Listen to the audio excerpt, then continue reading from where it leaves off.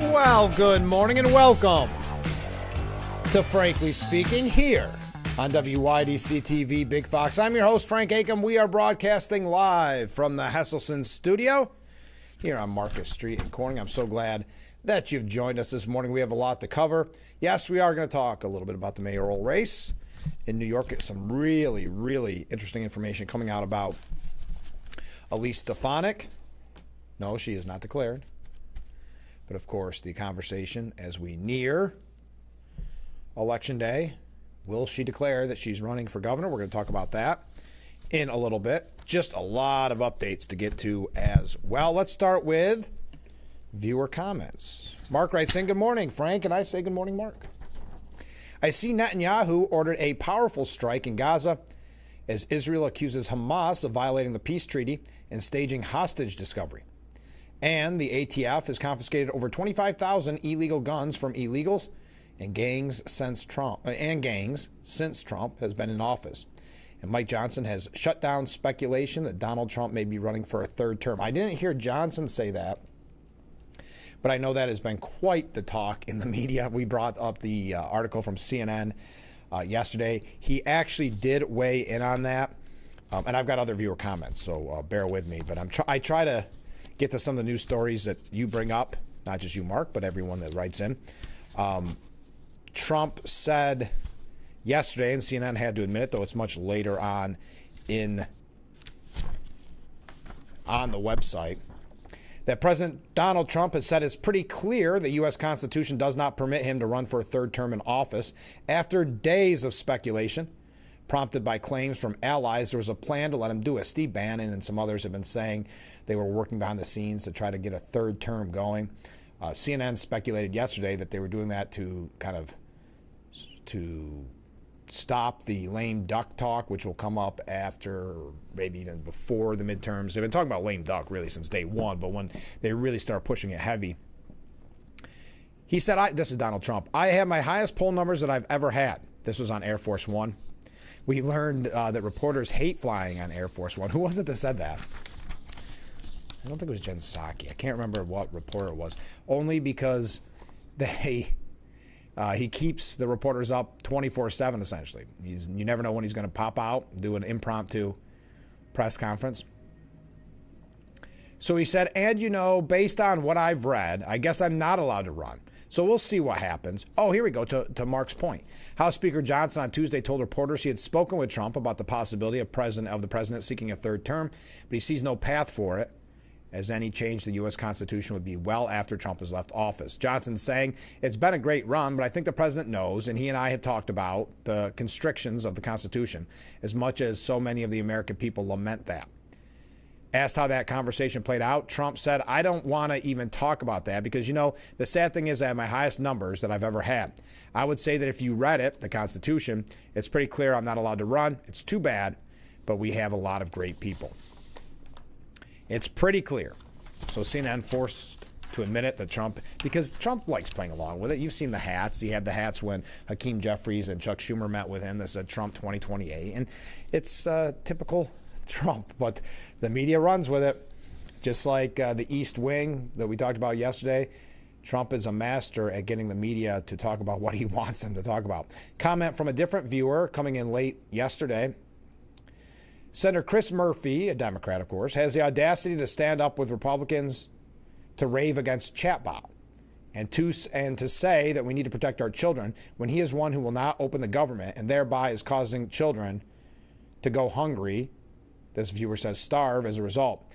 What a disturbing hypocrite. We're going to talk about that. A lot of people commenting on SNAP. SNAP benefits set to expire November 1st. We're going to talk about that in just a second. This viewer writes in, good morning, Frank. Well, good morning. Not looking good for Trump's Nobel Peace Prize ceasefire in Gaza. This will get the old boy fired up.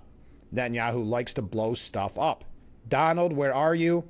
Your government is shut down. I'm not really sure what Donald Trump would do about that. This, of course, why it's being called Schumer's shutdown, based on that 60-vote threshold in the Senate. Of course, as Trump is securing major deals throughout his whirlwind trip these last few days. We're going to talk a little bit about that this morning. The disturbing video, I don't know if you've seen it, that shows Hamas staging the recovery of hostage remains. It is disturbing. I wouldn't recommend watching it. But Hamas on Tuesday staged the discovery of remains belonging to an Israeli hostage, with videos showing the terrorist reburying a corpse and then flagging it to the Red Cross, further justifying Israel's renewed assault on Gaza, according to two top Israeli ministers. Hours after Hamas handed over the partial remains of the dead hostage, Israeli drones captured the moment members of the terrorist group tossed a body out of a building wrapped in white sheets. The men were then seen dragging the body to the center of a hole and attempting to bury it under dirt and sand.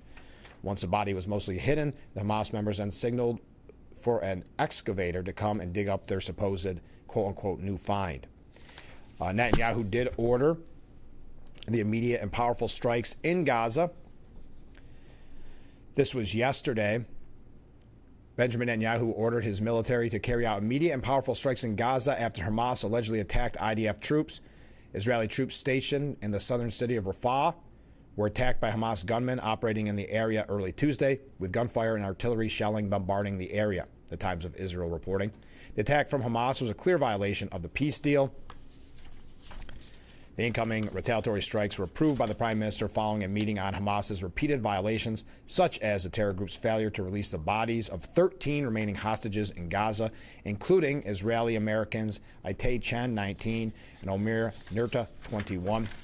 As a result of the fallout, Hamas's military wing announced that it would be postponing the release of a hostage's body that was scheduled for tonight due to, quote, violations of the ceasefire agreement by the occupation. So we'll keep you updated on that. Comment from a different viewer. Yes, we are moving fast this morning. Buckle up.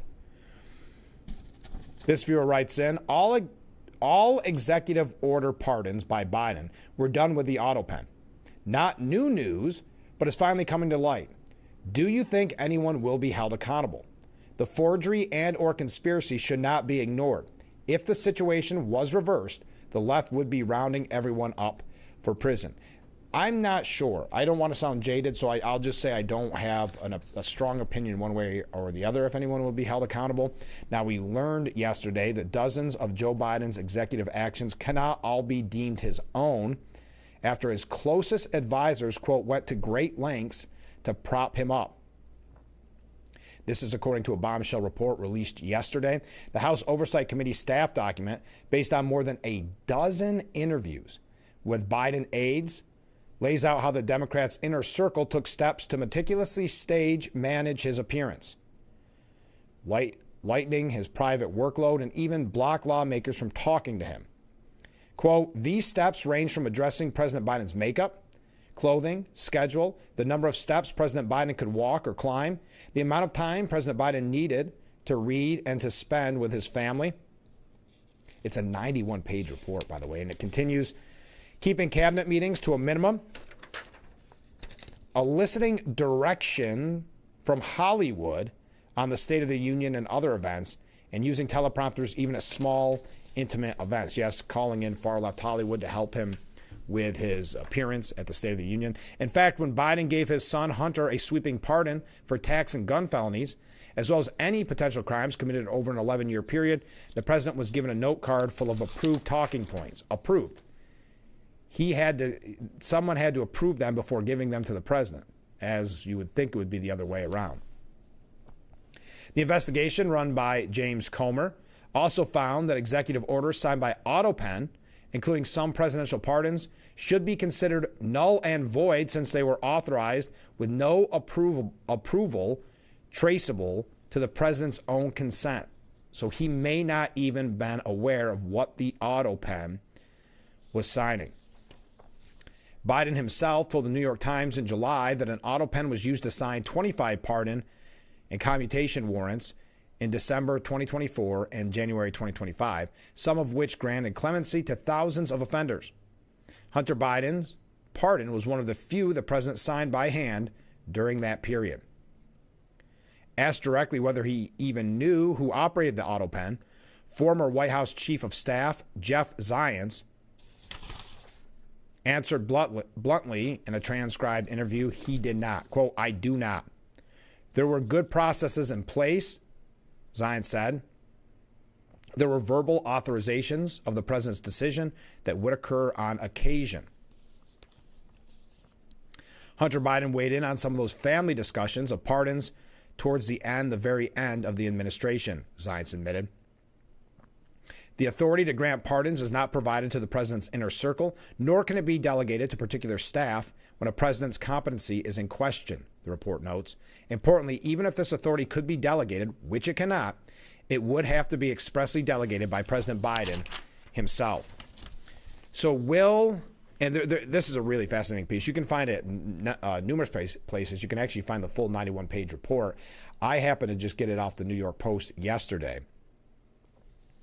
Now, the oversight panel did issue a separate letter to Attorney General Pam Bondi demanding a full investigation of Biden's executive actions and clemencies, as well as top aides deeply involved in the cover-up who may have committed crimes. Biden allies accused of having facilitated the cover-up include Deputy Chief of Staff Annie Tomasini, White House physician Dr. Kevin O'Connor, and former First Lady Jill Biden's Chief of Staff Anthony Bernal. All three took the Fifth Amendment when hauled before the oversight panel. So you can find that for yourself, but thank you for mentioning that to our viewer who sent that in. I know I'm running late already, but let's go to one last viewer comment, which will lead into our discussion in the next segment about the government shutdown. Good morning, Frank. Well, good morning. Okay, California is suing the administration over the withholding of SNAP benefits. I would add that New York is as well. So my question is, during a government shutdown, is the SNAP program affected? California says no, and that it is illegal to withhold this benefit. Is it or is it not illegal during a shutdown? Is this program subject to a government mandate or regulation during a shutdown? Newscomb, as Trump calls him, says it is not and that California will win its lawsuit. What laws apply under the circumstances? And as a side note to the SNAP discussion, California has brought 45 lawsuits against the administration. My question is, how many have they won? That's a great question. The problem is, I don't know how many, we figure we're just over 10 months and 9 days into the president's first year of a second term. So when it comes to these lawsuits, there's a lot of back and forth. We've seen that numerous times, appeals. And so I don't know the final number. But maybe when it comes to Governor Newsom, came in second in that poll, by the way, of presidential candidates for the Democrat Party. It may just be about the overall number. Because if he had 145, he would say he had 145. But when it comes to the issue, and it's a financial situation of the funds drying up. Now, they say this has not been affected in the past. Donald Trump has signaled that they're going to do everything they can to make sure SNAP benefits are continued. I see there is... This is not something to take lightly, and I didn't even print it off this morning because the language in it, I was afraid that I would slip while reading it. But some people on social media, TikTok, Instagram, who are recipients of SNAP benefits, suggesting that if that dries up on November 1st, that they will riot, they will loot. Now, it's anecdotal. They had I can't remember where the piece was at. There was handful of people saying this, but there are real concerns, and I've seen it from not just conservative-leaning outlets, from many outlets, concerns about rioting, looting, destruction of property if SNAP benefits run out. We're going to talk about that in relationship to the government shutdown when we return. I do have a lot of other breaking stories that we'll need to get to. Don't forget, our good friend, Steuben County Sheriff Jim Allard will be our guest coming up in the next hour. So don't miss out on that. If you have any questions for the sheriff, it's not too late to get those questions into the number on the bottom of your screen. Then tomorrow on the program, Joe Sempolinski will be our guest. So Joe Sempolinski, former congressman, current New York State Assemblyman, will be joining us. So questions for Joe as well at any time. And we have some other guests that I'm just getting ready to confirm. So we'll probably have 2 guests tomorrow and 2 guests on Friday as well. It is a busy time of year, and we're glad to do it. There's a lot of events and, of course, the elections as well coming up. Did you early vote? And if so, how did it go? All right, one last thing. If you missed it yesterday, and if you are a resident of the city of Elmira, the Elmira City Court judge election is coming up, or is technically going, because it's early voting is happening. We've had all 3 candidates on the program. If you missed those interviews, you can find them on our YouTube page, or you can go to WYDCTV.com, and you can find our chat with Daniel Kane from yesterday, or Robert Singland from a couple weeks ago, and Jordan York from last week. So just be as informed as possible. Or if you are in the city of Elmira, you can find that click of a mouse at WYDCTV.com. All right, stay with us. We'll be right back.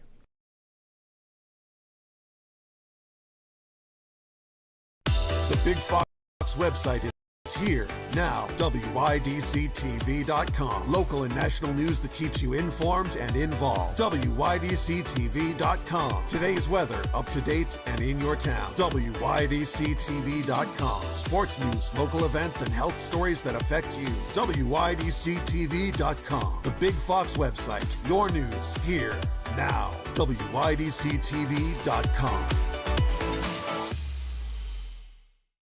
You are looking for a deal on a hot tub. Now's the best time during Hesselson's Battle of the Brand sales event this Wednesday through Saturday. Hesselson's has over 100 hot tubs in stock available for immediate delivery. Battle of the Brands means you get extra factory incentives off Hesselson's already discount prices, as factory reps will be on hand to fight for your business. Plus, Hesselson's will be offering 0% interest-free financing for up to 5 full years. Save thousands on your next hot tub purchase during Hesselson's Battle of the Brands sales event going on now through Saturday at 5 p.m. Remember, after 70 years, it's still fun to poke in the corners at Hesselson's.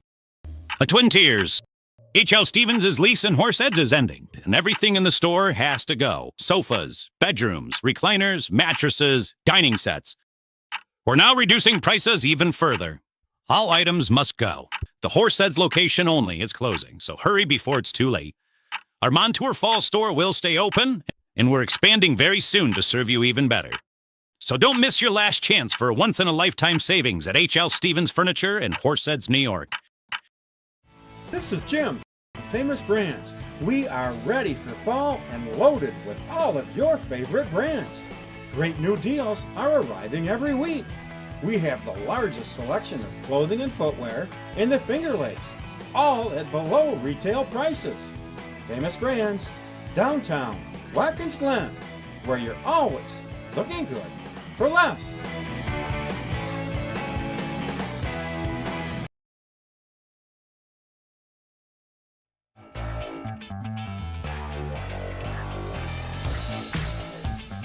The Frankly Speaking Roof Cam, brought to you by Boss Security in Horseheads. Contact them today for all your business and home security needs. We are back broadcasting live from the Hesselson studio on Market Street in Corning. Let's talk government shutdown. Well, actually, do you mind if we put off the government shutdown here for just a second? Because I do have a couple of quick things that I don't want us to miss out on that broke earlier in the day, and then we will talk, just because of that viewer's question, we'll jump right into it.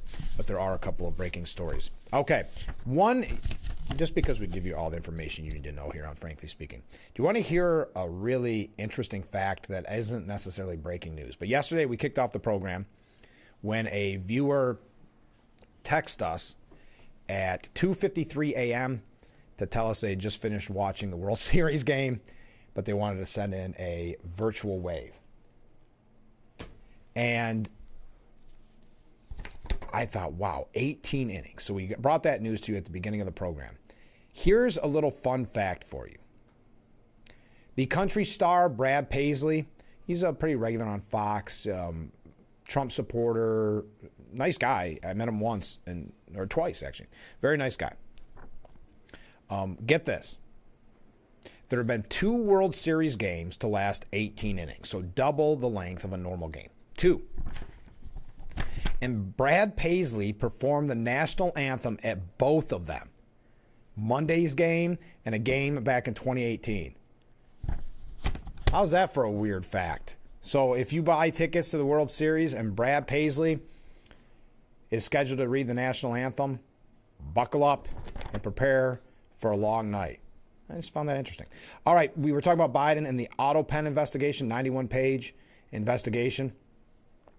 Well, now we are learning more than 160 Republicans, including current Trump administration officials, may have been investigated by the FBI under former President Joe Biden as part of the Bureau's sweeping Arctic frost probe, according to new documents. White House Deputy Chief of Staff Dan Scavino, U.S. Pardon Attorney Ed Martin, and White House Trade Advisor Pete Navarro are amongst the prominent GOP figures named in FBI files released by the House Judiciary Committee yesterday, detailing the massive scope of the Biden-era Justice Department's investigations into allegations of 2020 election interference. Jim Jordan told Sean Hannity last night, what we've learned is it was much broader, much more expansive than we had originally thought. That is why we want former special counsel Jack Smith in front of our committee in a deposition format. Was this a political operation when you guys were running against President Trump? How many other members of Congress did you spy on? Those are the kinds of questions we want to ask Jack Smith to see what kind of answers we get from the guy who ran this whole operation. So that is just a quick update and tying in from our last segment. Also yesterday, the great news, Toyota has pledged 10 buy a Toyota in a wide-ranging speech to sailors aboard the USS George Washington yesterday. Trump, who is making trade and economic deals a top goal of his three-nation regional tour, said the Japanese Prime Minister, Takaichi, told him earlier in the day that the world's largest car company would pour funds into American manufacturing plants. I was just told by the Prime Minister that Toyota is going to be putting auto plants all over the United States to the tune of $10 billion. So that's Toyota, so go out and buy a Toyota, he said. The president on Monday applauded Takaichi for floating a purchase of Ford F-150 pickup trucks for official use and was joined by the Prime Minister aboard the ship, calling her to the lectern to deliver remarks and wrapping his arms around her. Also yesterday, 14 narco-terrorists were killed in the latest U.S. strikes on 4 drug smuggling vessels in the Eastern Pacific. In a social media post, Secretary of War Pete Hegseth indicated that the kinetic strikes on the 4 vessels involved 3 separate strikes carried out at the direction of President Trump. Quote, 8 male narco-terrorists were aboard the vessels during the first strike. 4 male narco-terrorists were aboard the vessel during the second strike. 3 male narco-terrorists were aboard the vessel during the third strike. A total of 14 narco-terrorists were killed during the 3 strikes, with 1 survivor. All strikes were in international waters with no U.S. forces harmed. Now, Jamie Raskins, Democrat from California, said that the Trump administration's military strikes on alleged drug boats was a lawless operation. This is another really interesting one where Trump has gotten Democrats in the media to essentially support and defend what Pete Hegseth calls narco-terrorists, drug dealers. Well, there's no legal rationale for it, Raskin said. Congress has not declared war on drug boats in the Eastern Pacific, nor is this a legitimate police action. The president is not himself the police, the prosecutor, the judge, the jury, and the executioner. And it's a terrifying logic there, advancing to the world. Because if they can do it in the Eastern Pacific, why can't they do it off the coast of California? Why can't they do it in the waterways of America? So it's a lawless operation. Only Congress can declare war, and we have law enforcement bounded by all the rules of due process, the presumption of innocence, prosecution, and so on, that the president himself has afforded himself of when he's been prosecuted for crimes he's committed. All right. When we come back, one more breaking story, and then we're going to get to the government shutdown. Got a lot of waves coming in. Keep those comments coming in. I want to hear from you this morning. As I mentioned, Sheriff Allard will be joining us a little bit later on. So stay with us. This is Frankly Speaking here on WYDC TV, Big Fox. This isn't your father's library. Create with the 3D printer. Release your inner audio engineer or sewing machine rentals, all with your library card. Go to getyourlibrarycard.com today. You lather, rinse, moisturize, repeat, and repeat.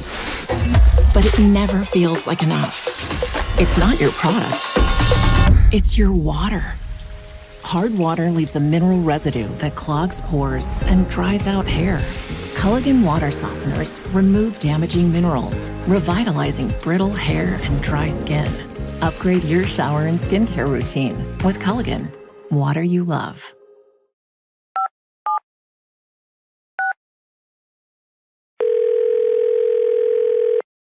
Yeah, hello. I'm really not sure if this is what you all do, but I really don't have anywhere else to turn. Hi. I don't even know why I'm calling right now. I'm sorry.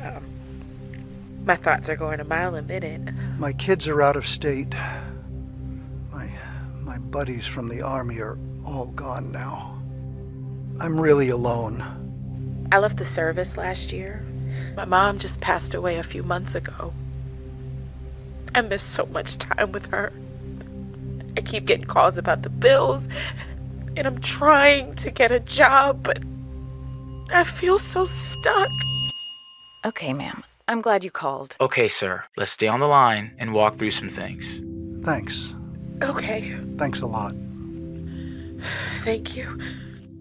Football Show breaks down all things NFL. GMFB Overtime. Check out top highlights, player interviews, special guests, and everything in between. 5 days a week. GMFB Overtime. It's football for everyone.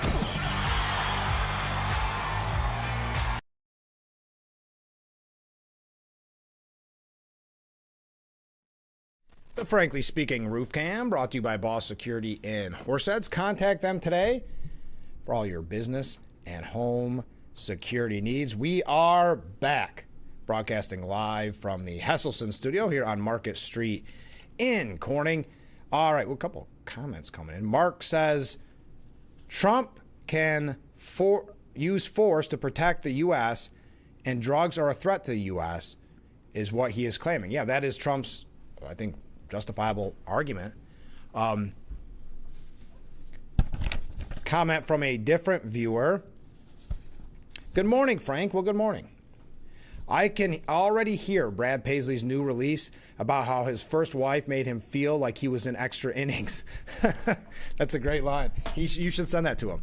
Yes, if you're wondering what that's in reference to, we learned this morning that Brad Paisley played the national anthem. He sang the national anthem in 2 World Series games that lasted 18 innings. Monday nights, and then what did I say, back in 2018. Interesting. But yes, that would make a great song. All right. Hey, I hope Climate Fact Friday Bob's listening, because I can't wait to get his take on this on Friday. Mr. Doom and Gloom. Climate change was the end of mankind as we know it. Bill Gates made a major reversal yesterday. He spent more than a decade warning that the world was on the brink of unimaginable peril due to rising global temperatures. Now he says climate change, quote, will not lead to humanity's demise in what you'd have to call a stunning reversal. So, good news, everybody. Climate change will not lead to humanity's demise, according to Bill Gates. Now, also keep in mind, Bill Gates has sunk billions of dollars, but he has a vast fortune, into initiatives meant to combat global warming, penned a lengthy blog post this week urging a shift away from the doomsday outlook that many climate activists have adopted to terrify non-believers into seeing things their way. Now, it is interesting, this comes off the heels, or not even off the heels, hours before Melissa hit Jamaica, a storm that they're calling a storm of the century. Interesting, because he's pushed an agenda on this doomsday scenario. So now to reverse it is very telling. Although climate change will have serious consequences, particularly for people in the poorest countries, it will not lead to humanity's demise. People will be able to live and thrive in most places on Earth for the foreseeable future. Gates, who just 4 years ago authored a book titled How to Avoid a Climate Disaster, and once said climate change could be worse than the COVID-19 pandemic, now argues we should measure success by our impact on human welfare more than our impact on the global temperatures. Now, that's a stark departure from his previous assertions.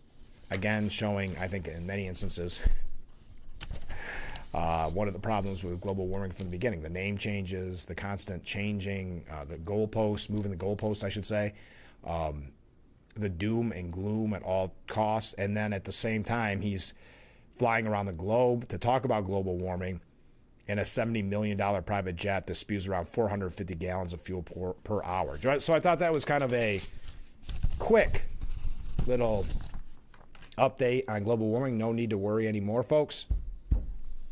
We're going to be all right. Thanks, Bill Gates. Okay. The government shutdown. As I had noted to the one viewer's point, New York has joined the lawsuit to force the Trump administration to fund food assistance amid the shutdown. Letitia James, should come as no surprise, and a coalition of 25 other leaders and governors argue that the USDA's refusal to issue November SNAP payments to more than 40 million Americans is illegal and will leave countless families without the resources to buy food. The lawsuit, filed yesterday in federal court in Massachusetts, contends that the USDA's suspension of benefits violates the Food and Nutrition Act and the Administrative Procedure Act. The complaint argues that the agency has access to more than $6 billion in contingency funds that Congress specifically set aside to maintain food assistance during funding lapse, but has unlawfully refused to use them. The lawsuit seeks an emergency court order requiring the USDA to use available funds to issue November benefits. It also names USDA Secretary Brooke Rollins, the Office of Management and Budget, and its director, Russell Voigt, as defendants.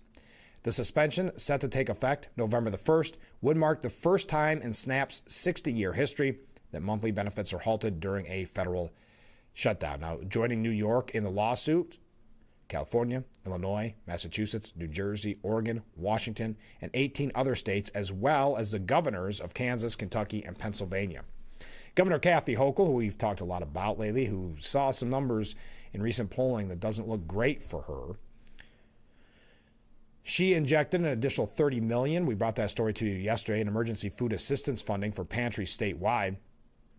New York is not sitting idly by when lives are on the line.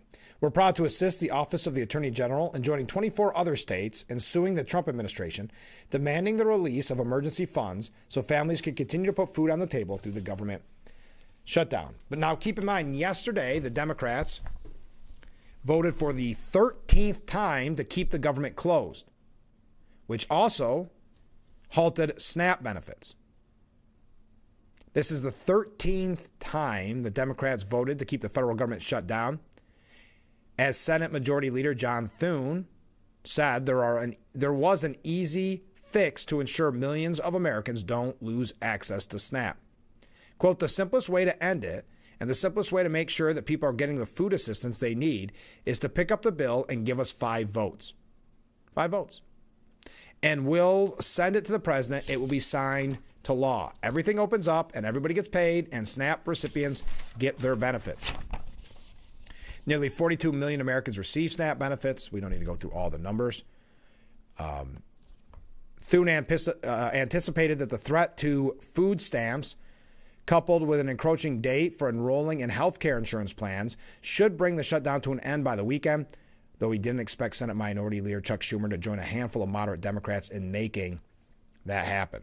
Thune seems perplexed about what precisely it is that Democrats are pushing for, Schumer said, but he knows, we'll say darn well, what Democrats want. It's the very same thing that a vast majority of Americans want, including nearly 60% of MAGA voters.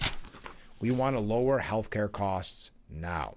At the same time, pressure on Democrats is back down is mounting. We know the largest union of federal employees called for the party to put aside the partisanship and to vote to reopen the government. We learned that yesterday, but CNN, remember sending that message, don't do it. Don't do it. Nick Daniels, who leads the Air Traffic Controllers Union, stopped short of fully endorsing the so-called clean continuing resolution to pay federal workers, but demanded that the shutdown end today. I don't know why any of this has to happen. Nobody wins in a shutdown. We've been saying that for a long time, Thune said. Right now, their metric of how this is going is, it is serving their political interest or not. I think there are half a dozen Democrats out there whom these labor unions are, their opinion and influence could be fairly consequential in terms of what they ultimately decide to do. I can't believe it wouldn't be. I hope that the consequences of this become more real over time. There's a couple of key deadlines coming up here, and I'm hoping that we will get them to come to their senses. 10 GOP senators co-sponsor Josh Hawley's SNAP funding bill to fund the Supplemental Nutritional Assistance Program as the government is shut down. I don't need to go through each senator, but Peter Welch remains the sole Democrat in the upper chamber to co-sponsor the bill. The Keep SNAP Funded Act of 2025 would fund the food aid program for states across the country until the nearly month-long government shutdown ends, and the Department of Agriculture can receive its allotments through appropriations or stopgap measures. Hawley wrote in an op-ed yesterday, "There is no reason any of these residents of my state or any other American who qualifies for food assistance should go hungry. We can afford to provide the help." All right. Donald Trump saying yesterday that SNAP benefits will be solved for November. This coming from Newsweek on Air Force One during his trip to Asia. Trump told reporters, "We're going to get it done," but offered no details on how it might happen. We've got a little bit more on the shutdown. I'm realizing we're running out of time because we've got the sheriff on. Some of these topics we may have to talk to with the sheriff. Stay with us. We'll be right back with Frankly Speaking after this.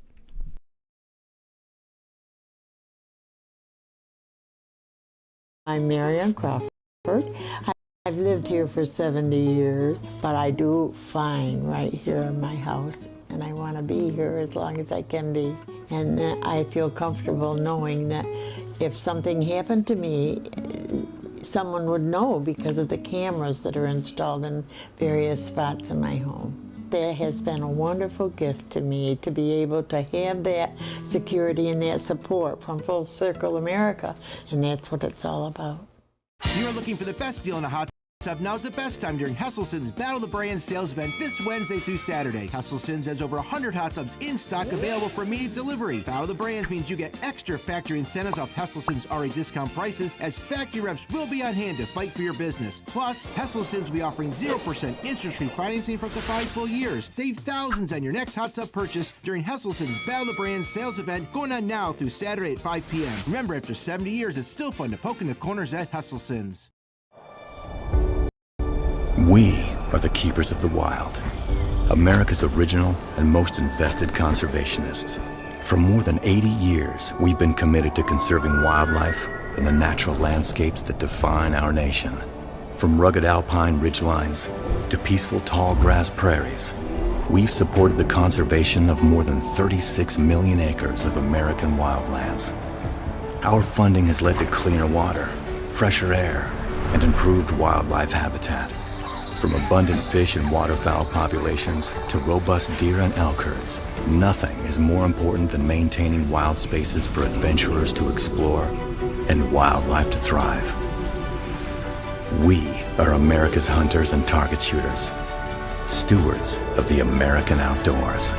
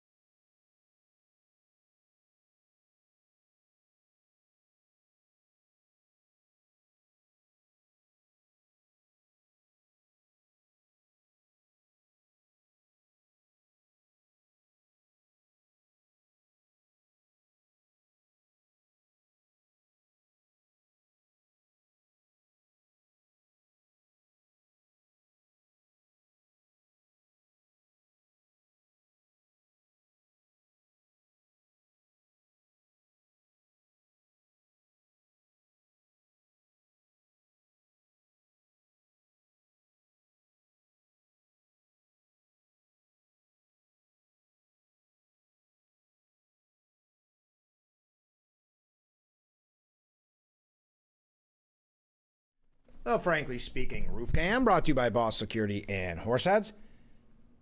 Contact them today for all your business and home security needs. We are back, broadcasting live from the Hesselson studio on Market Street in Corning, just putting together all of our comments. So I ran a little late there. Here we go. Let's get right to them. This viewer writes in, I agree with Trump's actions. I think he needs to stop illegal drugs at its source before a chance to get into the United States. Thank you very much. Mark writes in, boy, if Trump took the tariff money to keep Snap open, he would be a hero and the Dems would be upset. That is right. Comment from a different viewer. It's interesting that Bill Gates seems to get a pass on his ties with Epstein and his climate change stance, almost like it never happened. He obviously has no ties to Trump. Yeah, that is interesting. They were close. I mean, he's had to address it, but it's never really become a major issue. But I think it was because he was such a big climate change doomsday kind of person. All right, Democrats are attempting to cast the blame on Trump and Republicans for Schumer's shutdown. Just prepare for that. They're saying that Trump is letting kids go hungry is a common talking point now. While Democrats are casting the blame on Trump and Republicans for the government shutdown, which has stretched now 28 days officially. Senate Democrats voted for the 13th time against a clean continuing resolution that would have reopened the government, according to The Hill, as I mentioned. Per the outlet, the continuing resolution, which needs 60 votes to advance, received 54 votes, including votes from John Fetterman, Catherine Cortez Masto, and Senator Angus King. But they're trying to, I'm not going to read all the comments, or just to get you upset. But Newsom invoked scripture in his attack on the GOP. Speaking in Sacramento, Newsom cited teachings from Matthew, Isaiah, Luke, and Proverbs, as evidence that feeding the poor is core and central to what is to align to God's will. Quote, it's not a suggestion in the Old and the New Testament. These guys need to stop the baloney in Washington. They're sitting there in their prayer breakfasts. Maybe they got an edited version of President Donald Trump's Bible, and they edited all of that out. Cruelty is the policy. Boy, he's getting to that area quickly where he is trying way too hard, where he is getting too petty, and it's not working. Maybe they got an edited version of President Donald Trump's Bible, and they edited out all of that. Okay. Anyway, that was his line of attack. Now, J.D. Vance confirmed yesterday that U.S. military personnel will be paid this Friday during the ongoing government shutdown, while warning that they are not going to be able to pay everybody. When asked, he said, unfortunately, yes, we believe that we can continue to pay the troops on Friday. Unfortunately, we're not going to be able to pay everybody because we've been handed a very bad hand by the Democrats. Chief Pentagon spokesman Sean Parnell also confirmed that the Department of War had accepted an anonymous donation of $130 million, but that's that whole thing. They're trying to, again, I guess, stop that money from being used to help pay our troops. Just a mess. But again, Schumer has said it, that the best possible, and I'm paraphrasing, but it's not that far off, that you need to get people to suffer in this, and that makes it a victory for Democrats. Because things like SNAP go away, and they want that in a political sense because they think it hurts more people, and they think that ultimately pushes some Republicans to work with them. EPA Chief Lee Zeldin, former gubernatorial candidate in New York, said he has to furlough approximately 4,000 employees and is unable to advance certain important projects due to the government shutdown. He said, we have a lot of carryover funding, so when we woke up on October 1st, we were not in a total lapse. A total lapse for the agency is about an 89% furlough. Last Monday, a week ago yesterday, was the first time that there was a big furlough that impacted the agency. It was approximately 4,000 employees. The EPA had 16,155 employees in January, with plans to downsize to under 12,500 by the end of the year. Zeldin noted that they still have a little bit more than that goal, meaning that a total lapse would be well over 11,000 furloughed employees. Okay. Mike Johnson, and here, I don't understand this. Marjorie Taylor Greene again, just quickly. I guess Mike Johnson and Marjorie Taylor Greene clashed in this heated private GOP call. Many people are reporting on this, even Marjorie Taylor Greene referring to it in a tweet. Greene told the House GOP leaders, you guys need to get out of Washington, D.C. and go back to your districts and talk to real people, because real people are, we'll say, mad.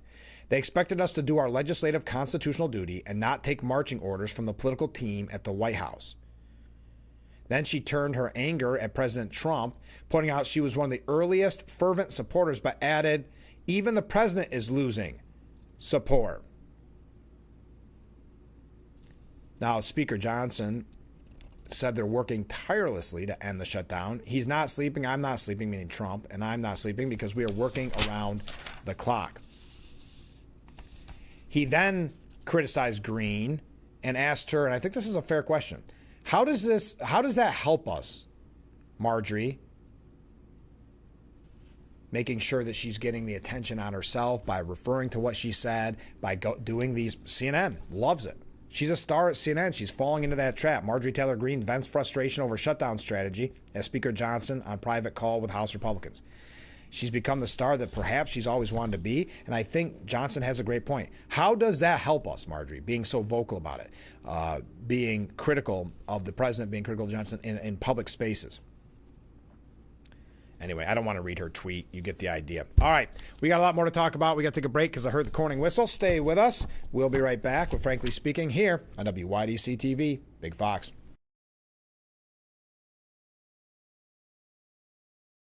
Your tap water is delicious. I know, right? It's this Culligan Smart drinking water system. What do you think is going on in there? I'm smelling a touch of chlorine. Yeah, I'm detecting some PFAS. I'm also getting notes of lead. Perfection. Sending it up. Here we go. Certified to reduce more than 70 contaminants. It's like having your own team of water experts. See the smart difference at Culligan.com. When you're on, don't forget to visit our Facebook page at Big Fox News. Catch up on news from the Twin Tiers. Vote on the daily question and hear about local events. All on Facebook.com/Big Fox News.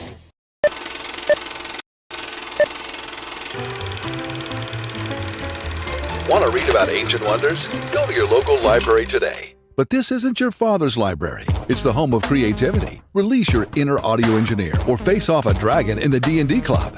Make your clothing ideas come together with our sewing machine rentals. Create with the 3D printer or come to the library event nights to chat with those within your community. All with your library card. Go to getyourlibrarycard.com today. In a few words. Urkel, glasses. Nerd. It pays to know your nerds. If you guys didn't get nerd with me sitting up here on this show, 25 words or less. Weeknights at 5 and 5.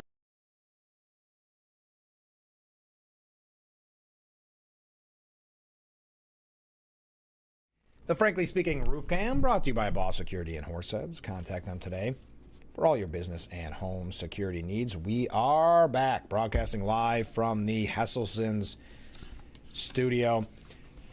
We got to talk about some New York State issues because we have the sheriff coming in on the broadcast this morning, which we look forward to, of course, and that's in the 7 o'clock hour. But I want to get to some New York City mayoral updates. But first, a comment from a viewer. Schools are open. Kids are eating. Great point. We talked about the free school lunches pushed by Governor Hochul. The viewer continues. Gates hasn't had any credibility for years. Very simple. I see your one comment, viewer. I don't think. Thank you for the point. I get it. Okay, record-breaking early voting looks good for Mama Donnie. That's according to one outlet. Then another outlet that I saw said the complete opposite. So it's interesting how that works.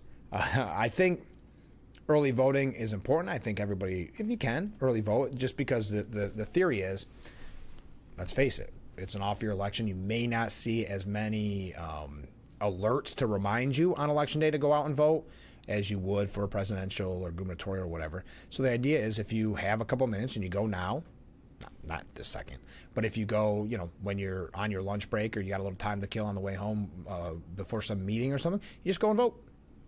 And then you don't have to worry about remembering next Tuesday. Now, of course, we're going to be reminding you a lot to get out and vote. But I think it's helpful. Or, heaven forbid, you get sick or something comes up. Life goes on and you just don't have the opportunity on Tuesday. It's nice to vote ahead of time. Okay, having said that, I think sometimes because it is relatively new, it's overanalyzed. So I would not take that because the media can use it and exploit it. They can take it as, oh, it's already over for Mama Donnie. I was going to vote for Sleewall or I was going to vote for Cuomo, but now I just won't get out and vote. The same thing happens in the presidential election all the way down. It can be used to discourage you or try to pump up his base. I'm not sure, to the viewer that asked about Letitia James being able to practice law while she's under investigation, because it's still under investigation. It's still, I mean, I think she would have to be found guilty before they take it to the next step, because, again, the presumption of innocence. That would be my theory, though I'm not clearly a lawyer. Zohran Mamdani faces criminal referrals to the Department of Justice over alleged illegal campaign donations from foreign donors. I had mentioned this a few weeks ago. This is the update. The Coolidge-Reagan Foundation filed the referrals alleging Mamdani may have violated the Federal Election Campaign Act and New York Election Code with the Department of Justice's Criminal Division and Manhattan District Attorney Alvin Bragg's office on Tuesday. The referrals were filed after the New York Post reported earlier this month Mamdani's campaign raked in nearly $13,000 in contributions from at least 170 donors with addresses outside the U.S., including one from his mother-in-law in Dubai. These are not isolated incidents or clerical errors, Dan Baker said in his statement. This was a sustained pattern of foreign money flowing into a New York City mayoral race, which is a clear violation of both federal law and New York City campaign finance rules. Mamdani's campaign was on notice for months that it was accepting illegal foreign contributions, and yet it did nothing meaningful to stop it. All right. Now, some opinion pieces on this, and this one shocked me, and I would like to hear your take. If you go to the New York Post, or even on this program, I've referenced Michael Goodwin a lot. He writes a lot of opinion pieces. Sometimes I agree, sometimes I don't. But I do find him interested. I didn't think he would ever, and I don't think he ever thought he would cast his vote for Cuomo. But he says, if anyone had dared me last winter that I would eventually vote to make Andrew Cuomo New York's next mayor, I would have shot back. Never. I was still thoroughly disgusted with the former governor, had applauded his forced 2021 exit from Albany, and saw no evidence he was doing anything to make himself fit to hold public office again. In the 3+ years since his resignation, he has continued to play defense and attack his critics, including me, this again, Michael Goodwin, but has done nothing to demonstrate he has learned anything or accepted any responsibility for his historic collapse. In his public remarks and private conversations, there were no apologies for the heartless nursing home debacle. I think it's worse than that. I think you downplay it. It's not a debacle. It's a tragedy. It was a senseless tragedy that he caused during this COVID pandemic. But I'll continue. Nor was there remorse over the finding that he was guilty of sexually harassing 13 women. He never said so directly, but he seemed to believe that if he got back into politics, enough voters enamored of the Cuomo name would give him a second chance, even if he didn't show them why he deserved it. And I think that was his campaign strategy for the primary. He would not be in this mess now if he would have campaigned. He thought he had it, so he did the Biden campaign, which was kind of run from his basement, take voters for granted, and look what it got him. But basically, the idea is, like you can predict, well, Michael Goodwin's saying, not to criticize him, but you can predict that Mamdani is worse. He said, in my 50 years of writing about politics, I've rarely seen a candidate so unworthy of the office he seeks, meaning Zohran Mamdani. Initially, I dismissed him as too young and too unserious for the heavy lifting the City Hall job requires. Most Democrats did too, as he was stuck in single digits in the primary polls for months, while Cuomo looked to be coasting to victory. But as the campaign wore on, it became clear that Mamdani is a smooth-talking Pied Piper for many young voters. But the worldview he is selling would destroy virtually everything good about New York. He was raised by his parents to hate America, our history, and our institutions. And many of his associates are cut from the same radical cloth. His election would be far more than just a mistake. It would be a tragedy. Ricky Schlott from the Post says a Mamdani win would be a victory for New York City's victimhood culture and the Gen Z faux working class. I don't think I'm going to have time to talk about that. But we've got more to discuss. Your comments coming in. We got to take a short break and then wrap up hour number 1 of Frankly Speaking. Stay with us. When you're online, don't forget to visit our Facebook page at Big Fox News. Catch up on news from the Twin Tiers. Vote on the daily question and hear about local events. All on Facebook.com/Big Fox News.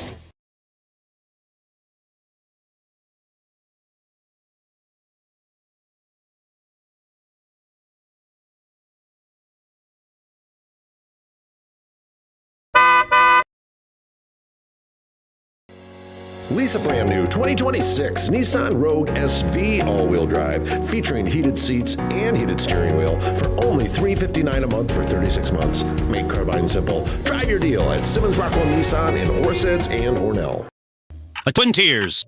H.L. Stevens' lease in Horseheads is ending, and everything in the store has to go. Sofas, bedrooms, recliners, mattresses, dining sets. We're now reducing prices even further. All items must go. The Horseheads location only is closing, so hurry before it's too late. Our Montour Fall store will stay open, and we're expanding very soon to serve you even better. So don't miss your last chance for a once-in-a-lifetime savings at H.L. Stevens Furniture in Horseheads, New York. Name a food you might make your edible underwear out of. Salmon.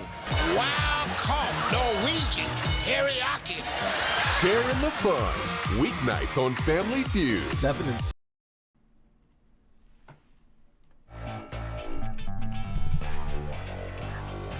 Look at our beautiful view of historic Market Street right here in the heart of the Gaffer District. Thank you to Boss Security for bringing us that view. We are back, broadcasting live from the Hesselson studio, wrapping up hour number one. A comment from a viewer, and none other than Climate Fact Friday Bob. Climate Fact Friday Bob writes, "Good morning, Frank." Well, good morning to you as well. "Thanks for making me aware of Billy Gates' enlightenment on climate change. He, like many public figures, go in different directions whenever their relevance is challenged. Thank you, Climate Fact Friday Bob. Have a great day." Thank you.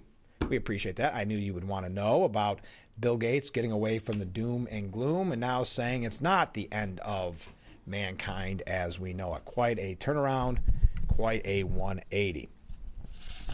So as I mentioned, Ricky Schlott said, less fortunate New Yorkers voted in the primary for politicians like Cuomo, who treated them with dignity instead of unrealistic promises of freebies. New Yorkers full of envy and entitlement, meanwhile, voted gleefully for more and Mamadani. Interesting point there. Okay. Learned yesterday, maybe you heard it. I know I'm excited about this. And this is not the big breaking Elise Stefanik story, but it is one of two that I have. Elise Stefanik has revealed she's publishing a book exposing the far-left indoctrination, division, and moral rot at Ivy League universities, as she draws a direct line from elite campus culture to the rise of Zohran Mamdani. And that is a very good point. That socialist mindset coming from an anti-Semitic mindset coming from these elite universities. You know, in those hearings, sometimes I just watch it when they pop up. She did such a remarkable, amazing job going after those deans and presidents of these universities. It was like watching, well, I would say it was like watching a title fight, but it was so one-sided. She did such a good job, and the presidents and the deans were not prepared for that kind of questioning. She hit it out of the park every time. So the book is going to be called Poisoned Ivies, and will raise the curtain on the decline of American higher education. But she noted it would also be newsier than ever, given the administration's decision to correctly withhold billions of dollars of funding from the schools and the upcoming New York City mayoral election. You know, this is interesting. I wonder if this is, I know, much to our chagrin, she has not declared that she's going to run for governor. I wonder if this has been the delay as she has been writing a book. That could very well be the case, to expose, as she said, the far-left indoctrination, division, and moral rot at Ivy League universities. Stefanik said, if you look at the rise of an anti-Semite socialist, Zohran Mamdani, you cannot have that without a direct line from these poisoned Ivy League schools, leading directly to this moral rot that is currently manifesting and what's playing out in the mayor's race in New York City, and I would say at a higher level. We talked about even Van Jones saying back during the 2024 election that the Democrat Party is marbled in this anti-Semitism. And the Democrat Party very much in tune with the thought processes of the elite universities. Because remember, as always, it's the grown-ups in the room. Oh my gosh, did I just forget that I have a time frame here? I got to take a break. We'll talk more about that when we come back. Stay with us. Wrapping up hour number one. Hour number two coming up after this.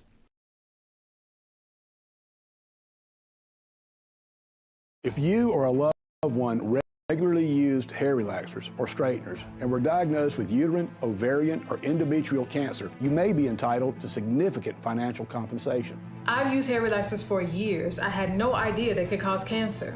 Chemical hair relaxers and straighteners have been linked to serious conditions, including several types of cancer. If you used hair relaxers and have been diagnosed with uterine, ovarian, or endometrial cancer, call us now. There's no fee unless we win your case. Call today.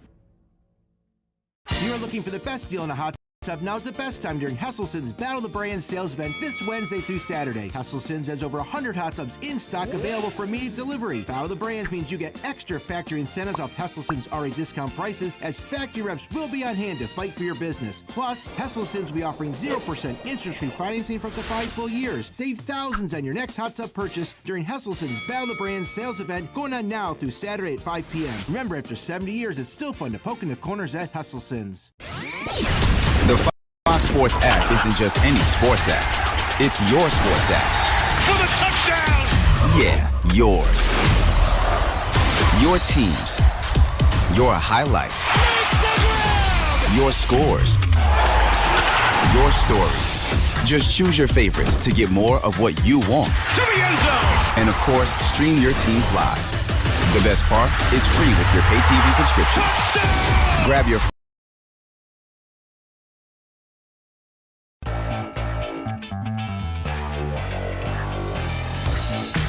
And welcome to hour number 2 of Frankly Speaking here on WYDC TV Big Fox. I'm your host, Frank Acom. We are broadcasting live from the Hesselson studio here on Marcus Street in Corning. Coming up in this hour, we are going to be talking with Sheriff Jim Aller. We always look forward to that. We got some viewer comments to kick off hour number 2. As I had mentioned, Elise Stefanik came out with a new book. We'll talk a little bit more about that. All right, let's go to viewer comments. All the leftist losers are crying because Trump is creating solutions to the Schumer shutdown. I hope Trump totally obliterates social programs during the shutdown. No more support for foreign and domestic terrorists. It's obvious that a large portion of America's enemies are taking advantage of our system. Thank you very much. Comment from a different viewer. I didn't know Bill Gates was a climate expert. Me either. But he liked to dump a lot of money into it. And he even wrote a book saying that it was going to be the end of mankind, essentially, and now backtracking on that. So, yeah, I'm not sure where that came from. Comment from a different viewer. It's a spooky-looking Market Street this morning, Frank. It is, isn't it? I'm expecting to see zombies or an AOC rally each time you return. Yes, a Michael Jackson music video, a Mamadani, AOC, Bernie Sanders, Hochul rally. Any of those would work. Zombies, I'm with you. It is a little spooky, eerie out there. Thank you for that comment. Ken writes in, I'm not a big fan of early voting. Absentee voting, yes. Early voting, no. If a voter is paying attention to the local, state, and federal races, they will also know when and where to vote. If they are not paying attention to the races, they are not informed about the candidates, and if they decide to vote, they just vote party line. That's a fair point, Ken. More opportunities for them to mindlessly vote is not beneficial to selecting the best candidate. It just helps the party line. It has been called Election Day since voting started in this country. Extended is either before or after Election Day, also opens it to fraud and abuse. I can understand your concerns on all of that. I know it was a couple of years ago that it started the pushing of the extended. I will say absentee ballots, yes, that was when you had to prove a hardship. You had to prove I can't make it because of X, Y, or Z. There was very specific reasoning. Now they have, what is it called? Early absentee? You don't even have to give a reason. You don't even have to say why you want it.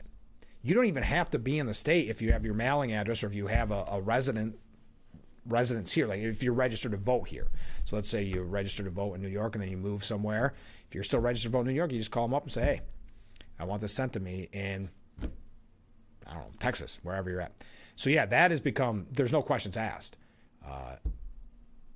We talked about this last time with Joe Sempolinsky, not last time, but a while ago with Joe Sempolinsky. It's become, again, no questions asked. I have a real problem with that. I have no problem with the actual absentee, which I'm sure many have used for various reasons through the years. I'm not as opposed to early voting, but I understand your concerns. I think the first time it was used, Democrats saw a great thing to use for their advantage. I think now that if you look at the presidential race, Republicans realized that they had to take advantage of it just like the Democrats did, not in a cheating way, just in a we've got to put those numbers up there too. So, yeah, I understand. I know a lot of people have concerns with it, so I totally understand. So and thank you for all those comments. So, again, Elise Stefanik writing a book about the Ivy Leagues could be one of the reasons why she kind of delayed or is continuing to delay her announcement, because that's interesting too, because I don't know when the book comes out specifically. I don't think I mentioned it. Normally you take a book tour, unless her book tour just focuses on New York, could cut into a little bit of the promotional time if she decides to run. Stefanik, who grilled Ivy League campus presidents in 2023 on the explosion of anti-Semitic harassment and intimidation on their campuses, and eventually sparking the resignation of their president, said the problems persist. Anti-Semitism on college campuses is the canary in the coal mine of academic and moral rot that's been happening for decades, Stefanik, a Harvard University alum, said. Whether it's the tenured faculty, whether it's the bloated tuition, whether it's the curricula, whether it's the foreign funding, the percentage of foreign students, the book really goes through all aspects of what I believe has been moving higher education in the wrong direction that really culminated in the explosion of anti-Semitism on college campuses. This is an important chapter in the history of American education to tell in one book of just a really sick situation that was occurring on these campuses, whether it was the assault of Jewish students, whether it was the chance of death to Israel, death to America, and the faculty and administration's inability to show any moral compass and any strong leadership. So there you are, the book Poison Ivies. Let's see, I'm trying to find where it says it will be, because it goes through some of her past interviews on this, and she does say how she thinks it can be corrected in the book as well, which is important to note, not just one of these books that complain, saying how it can be changed. Though she hasn't decided yet whether to enter the 2026 New York gubernatorial race, Stefanik noted the issue of protecting students' rights on campuses and providing oversight of top universities will be one of my many topics that she tackles in the next year while serving in Congress. Okay, it's due out in April of next year. Ew, I don't like that necessarily. So it's due out in April. Is she currently writing it now? Is it over, almost over? Because that could affect her run. Interesting. But a new poll, now this is coming from a conservative, more conservative polling outlet, but this is the big news I wanted to pass along to you. New York could have a Republican governor next year, according to this shocking new poll. Now, people call it an outlier poll, but keep this in mind. The Manhattan Institute poll released Tuesday shows Elise Stefanik narrowly beating Kathy Hochul in a hypothetical 2026 matchup. Now, keep in mind, this is before she has even declared that she is going to run for governor.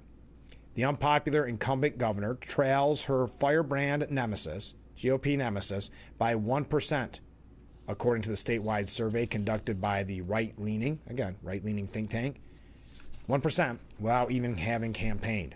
And the latest in a series of polls showing Hochul's controversial move to back socialist mayor frontrunner Zohran Mamdani hasn't seemed to result in a boost in support. I don't think people were expecting it to be a boost. I think it was because Hochul was scared of a left-leaning primary challenger. And I think she could still very much experience that because, as we know, Mamdani has refused to endorse Hochul. Now, if you listen to Hochul, and I talked about this on yesterday's program, Hochul made it sound like, oh, they're ready to endorse at any time. I just got to give them my time frame when it's best for me. But no, they're dying. They're chomping at the bit to endorse me. So has any reporter, I haven't seen it, has any reporter said,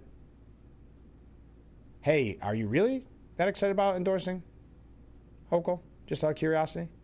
Is that really you're just putting it off for her? Now, the Manhattan Institute survey found Stefanik getting 43% support compared with 42% for Hochul, a statistical tie with the poll's 3% margin of error. 9% of those surveyed said they would vote for someone else, and 7% responded that they were not sure.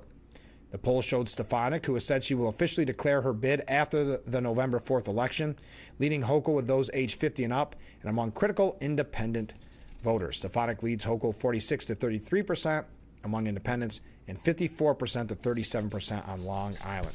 So great news. And speaking of great news, the sheriff just pulled up. So let's take a short break and get settled in here. Stay with us. This is Frankly Speaking here on WYDC TV. Big Fox.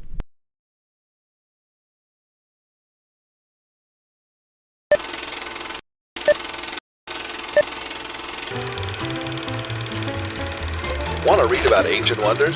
Go to your local library today. But this isn't your father's library. It's the home of creativity. Release your inner audio engineer or face off a dragon in the D&D club. Make your clothing ideas come together with our sewing machine rentals. Create with the 3D printer or come to the library event nights to chat with those within your community. All with your library card. Go to getyourlibrarycard.com today. Lather, rinse, moisturize, repeat, and repeat. But it never feels like enough. It's not your products. It's your water. Hard water leaves a mineral residue that clogs pores and dries out hair.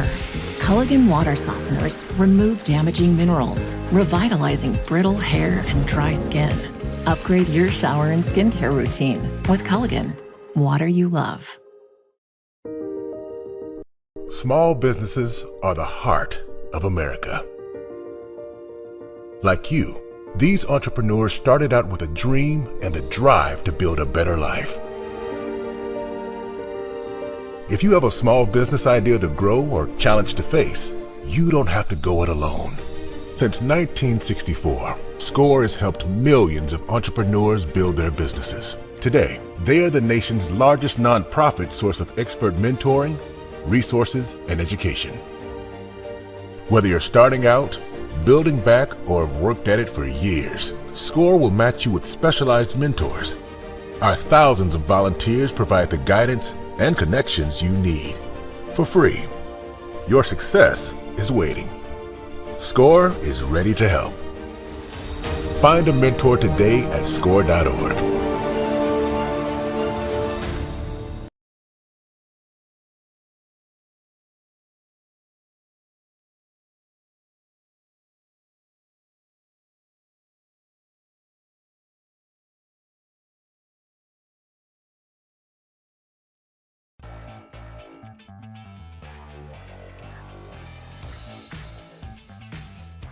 The Frankly Speaking Roof Cam, brought to you by Boss Security in Horseheads. Contact them today for all your business and home security needs. We are back broadcasting live from the Hesselson studio on said Market Street Recording. And joining us in that studio, Sheriff Jim Allard. Good morning. Good morning. It's a beautiful day in Steuben County. It always is. The roof cam. It's a foggy day in Steuben County. I was just going to say it's an eerie kind of a Halloween-esque type day. It's perfect for Halloween. Yeah, boy, they get huge crowds. Have you been here on Market Street when they do that? Not for many years. Stay away unless you have to be on Market Street. Yeah. We've got a lot to cover this morning. Is it pointless to ask about the garden? Is it all done? It is done. Oh. It's tilled up and done, but it was a good year. 1,600 pounds of produce, I believe. Last year was 1,000. This year was 1,600, and just keeps growing. It does. I mean, again, I can't praise our food service folks enough. The company that we contracted with to provide food services in the jail has embraced the garden. I'm sure. And is all in. Yeah. And she's been teaching inmates how to make pickles and salsa and all these other things. Again, life-changing, sustainable skills that they can leave with. When it's all over with, because something like that gets in your system, too. It does. You don't want to Oh, get yeah. away Once with you it. start canning, you can't get away from it. And then you can't buy the pickles at the store anymore. No, they won't taste as good. No, but that's great. It's been a huge success. So we'd like to kick off with a positive story. We've got a lot of things to cover. Since the last time we talked, the wine glass, another huge success. Because we talked to you right before, I think the week before, as you're preparing. But I haven't heard no complaints. It went smooth? Well, and it went very smooth, and we had more runners at the full than we've even going back pre-pandemic. Yeah. So we set records for the number of runners at the full. Everybody did their thing. The spectators were much better this year. Okay. I think just well behaved or bigger. Oh, really? Yeah. Are they normally not well behaved? I haven't been in a long time. Well, no, it's not that they're well behaved, but they get so excited for their runner, that they get spill out into the runner's lane, and understand. then which pushes the runners into the traffic lanes, which becomes an issue. And we had zero issues with that this year. It was a beautiful day for it. I mean, it's a little warm for the runners, I think. Yeah, but if you didn't finish before noon, it got yeah, but you can't complain with weather like that. We had a great fall. I know. It was gorgeous for those type of events, but I think it's just only going to grow. It's not going anywhere. It's got such a good reputation now. And it keeps getting the positive publicity in runners magazines and blogs. So, and you can't overestimate what it does for our local economy for tourism. I know, because there were people that were here a week early. And you're telling me, yeah, I try to find parking. Yeah, you saw them. No, it's been. It gets bigger every year. It reminds me of NASCAR in a completely different fashion, obviously. But you start to see people, I see the same people every day. Right. And you start to see different people you don't recognize, people wondering what this is or wondering what down the street. And that it is earlier and earlier because why not make a little vacation out of it, I guess. Yeah, and I went by a couple of our wineries that Friday before the race, and I've never seen them so full. Yeah. I mean, packed to the gills. I know it. It's great. And I know it disrupts traffic for one day. I'd say it's worth it. It's absolutely worth it for what it brings for just sales tax alone to the. And you guys got it down to a science now, shutting down all that, don't you? We've got it down pretty good. Again, we've been working at it for 15 years. So you better get good at it, right? So an overnight success. Yeah. Obviously, there's always wrinkles every year. Last year. We had to change the course a little bit because of road construction. Changed it back this year and all those things. But overall, we have a dedicated team, and the emergency management office leads that charge and do a fantastic job. It's really a year-round job almost, isn't it? We meet every month all year. Yeah. But that's why it's so successful. That's why people like it. Yep. But when you see the picture, especially on a beautiful fall day, you can understand why people keep coming back and telling their friends. So I think it's wonderful. Gorgeous. So what else should we talk about? Oh, hey, how'd the drug take-back day go? That was that Saturday, right? Yeah. Yep. Yeah, I don't have the number of the weight that we took back, but it always goes well. And big thanks to the Prevention Coalition because they always send people over to help. Yeah.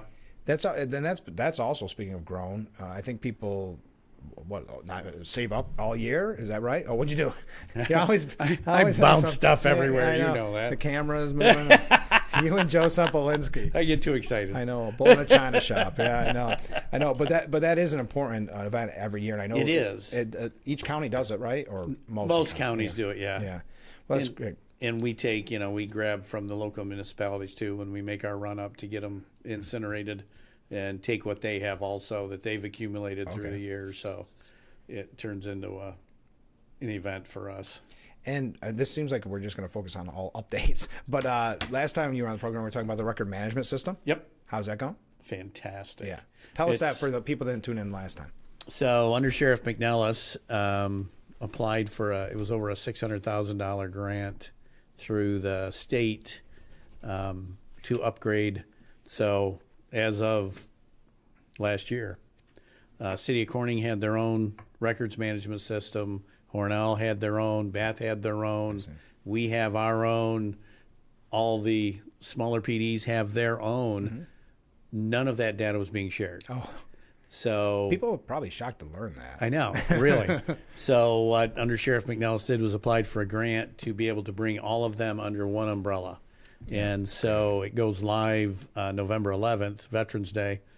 And what it will do is every agency in the county, their data will go into one central spot. And we signed an agreement with the Monroe Crime Analysis Center, which is part of the New York State Intelligence Center network, that they can directly mine data from our database. Wow. So if they're looking for someone who drove a black truck with a partial plate of this, it's going to come up and they're going to be able to use that. Wow. It's amazing what they do already. I'm sure. But their ability to get all of the information from all of the input that is occurring in Steuben County is huge. And I've had talks with their people from Albany, and I think this may spur an expansion of the network regionally in this area, which is going to help us significantly too, I hope. But we've got to continue to embrace technology. Yeah, or get left behind. That's it. Was it a difficult process? It was a difficult process. When you talk about paperwork and things like that. Well, not only that, but every town, village, city has their own unique set of circumstances, their own unique needs that we had to be able to fold into this bigger picture. Right. And still giving them the autonomy to meet their individual needs, or it's not going to work. Right. So it was a lot of negotiation and give and take, and again, Under Sheriff McNellis and Lieutenant Logs did such a phenomenal job bringing everybody together for a consensus.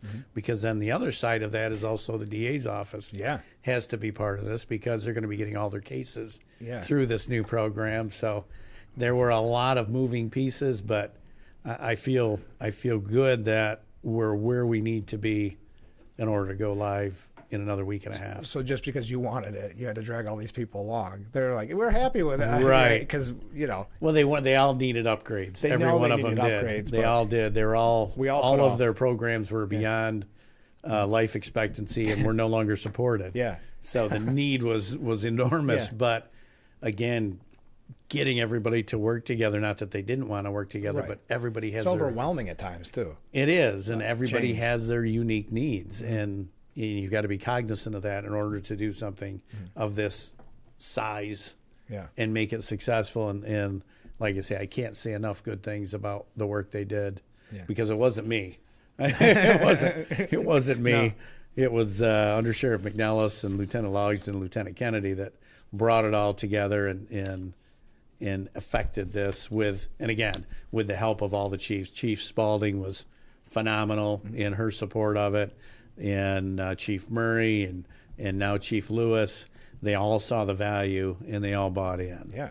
Well, and like you said, if you're out of date, why not bring it up? You're going to have to eventually anyway. Let's work as a team and get it out of the way. And we made sure that we bought this. So they upgraded the CAD system at 911 this year or last year. This is the companion piece to that software. Okay. So it's a seamless linear progression from the minute the call taker takes the call, goes right through, and all of that information goes through to the incident, goes through to the arrest. And we're checking right now, but we know that Axon has an agreement already with Tyler, which is the software company. We got to find out how much it's going to cost because nothing's free with Axon. But there exists a patch to be able to take the body cam footage and tag it directly to that incident through the system. Wow. So one big package, here you go, DA, and especially with the rules we've talked about, really tying your hands. The discovery rules, exactly. yes. The tying your hands. This makes it going to be so enormous. much easier. Mm-hmm. And I know we talked about this with Sheriff Schramm the other day, and I don't want to kind of get on a tangent here because we have to take a break. But when we talk about the discovery laws and all that extra work, isn't it extremely frustrating when you do that and then you see a scenario more so at like kind of the local or the state level where they just get thrown out because of bail reform? Yes. So you do all that paperwork, Yes. you do all that, and these people have been out for a long time now. Mm-hmm. Yeah. It's got to. Yeah. It's got to be so frustrating for morale. We'll talk about that more. Let me take a break. Sure. All right, we'll be right back with Frankly Speaking. Stay with us.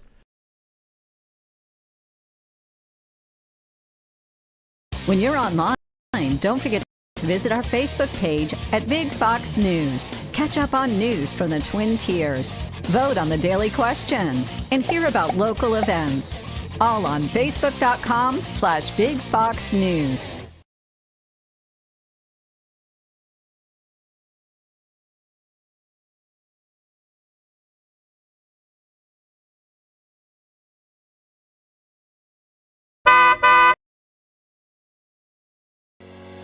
Lease a brand new 2025 Subaru Impreza Base all-wheel drive featuring alloy wheels and remote start for only $209 a month for 36 months. Make car buying simple. Drive your deal at Simmons Rockwell Subaru in Big Flats.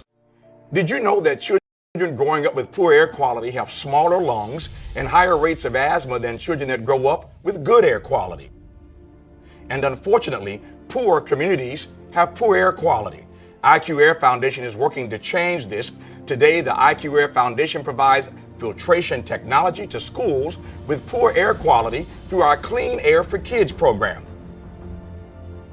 Our goal is to help over 50,000 school children every year breathe over 90% cleaner air indoors, helping to level the playing field, reduce barriers to learning, reduce sick days, and increase test scores. Mitigating poor air quality is key to environmental justice. Help clean air for kids reach more children at IQAirFoundation.org.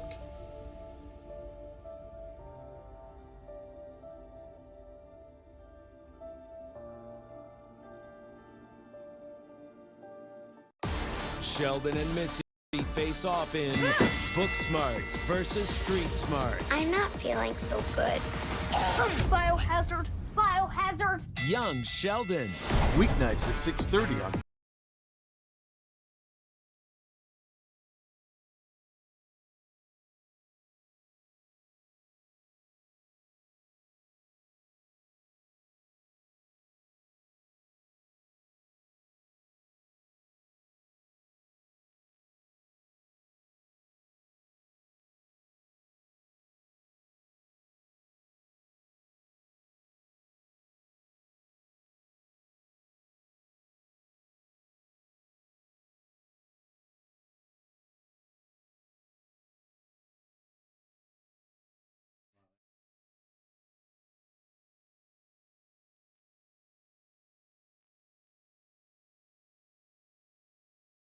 The Frankly Speaking Roof Cam brought to you by Boss Security and Horseheads. Contact them today for all your business and home security needs. We are back broadcasting live from the Hesselson studio, and in that studio it is the sheriff. So we got a lot more to talk about. Where should we go? Hey, first of all, last time you talked about it, and now you remember to bring it. I remember it's to so wear bright. it today. You've got the yes. bright lights on, so I don't know if it's coming through, but the pink badge, tell us about that. So we did this first time this year.